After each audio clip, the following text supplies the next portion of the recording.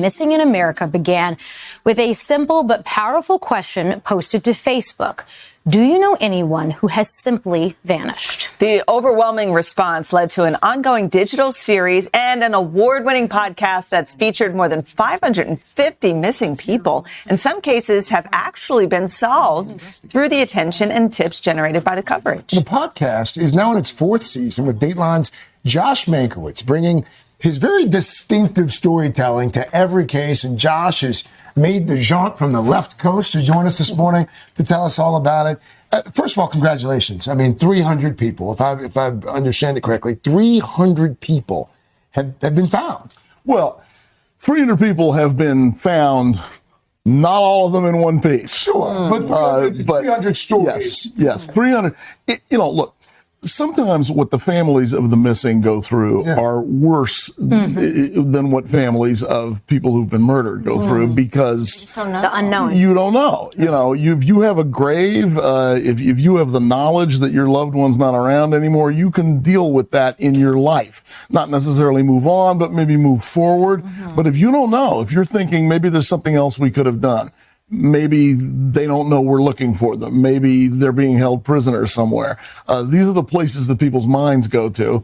And being able to bring any resolution to that for us as journalists is very satisfying. Talk to us about this next episode coming up. Tiffany Reed's story from Shiprock, New Mexico. Why was it so important to feature her? Well, look, the degree of violence against women on Native American reservations in this country almost can't be measured.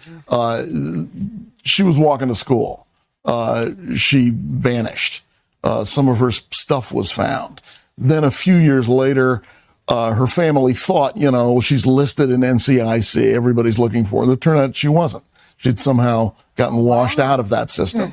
Then getting her back in took forever. I mean, her story is a kind of a microcosm of how difficult it is for the families, and particularly in the environment of Native Americans, which is that's an epidemic. Yeah. And this is a perfect example of what you must notice, how different missing persons cases are investigated and covered. This all kind of started with a story I did back in 2005 about how if you watch TV in this country, you would think that all the missing people in America look like you.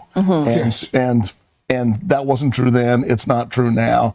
It's been a long, slow process. The digital series Missing in America came out of that. The podcast came from that. Look, black women are, 6.5% of the United States. They're nearly 20% of the missing, right?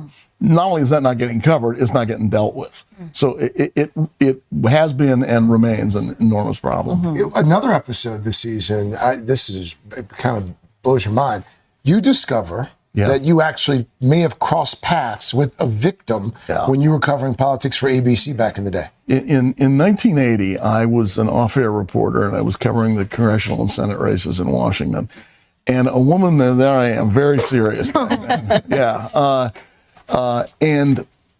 the case of a woman named Nancy Snow came up this time when we were looking at season 4 of Missing in America.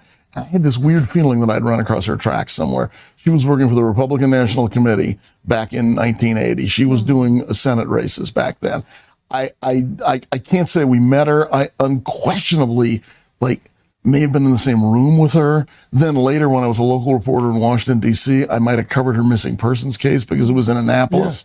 It was a weird feeling to sort of run across my own tracks. From 40-something years ago. You think about how much progress has been made since the 1980s on so much stuff that we just take for granted now. All the ways in which we find the people digital now. footprint, right? It's so different. How do you convey that to a modern audience that just doesn't even understand how different it is? You can't look at her text messages. Yeah. You can't see where her cell phone has been or where anybody else has been. No license plate readers.